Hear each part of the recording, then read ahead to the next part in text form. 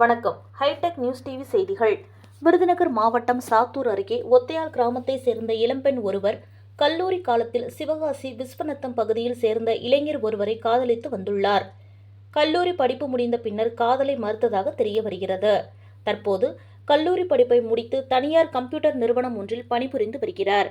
இந்நிலையில் அந்த இளம்பெண் வீட்டில் தனியாக இருந்தபோது அவரது காதலன் வீடு புகுந்து தாக்கி காயப்படுத்தியதாக தெரிய வருகிறது. இதில் காயமடைந்த இளம்பெண் சாத்தூர் அரசு மருத்துவமனையில் சிகிச்சை பெற்று வருகிறார். இதுகுறித்து சாத்தூர் டவுன் போலீஸ் ஸ்டேஷனில் புகார் செய்யப்பட்டுள்ளது.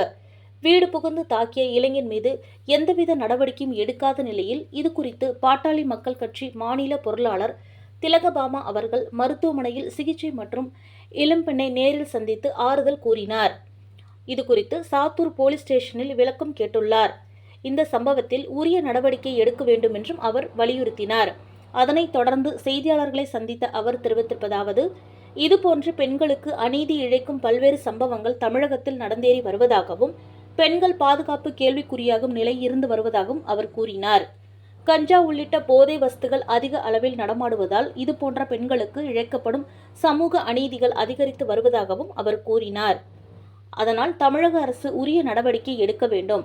நடவடிக்கை எடுக்காத பட்சத்தில் அடுத்த கட்ட போராட்டத்தை நடத்த பாட்டாளி மக்கள் கட்சி தயாராக இருப்பதாகவும் அவர் எச்சரிக்கை விடுத்துள்ளார்.